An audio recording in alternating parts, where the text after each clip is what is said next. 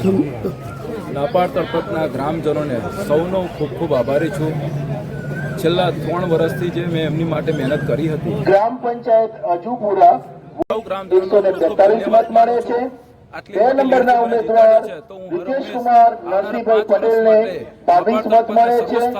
આમ 1 નંબરના ઉમેદવાર કેવલભાઈ વિજયભાઈ પટેલને 142 મતથી વિજયી જાહેર કરવામાં આવે છે.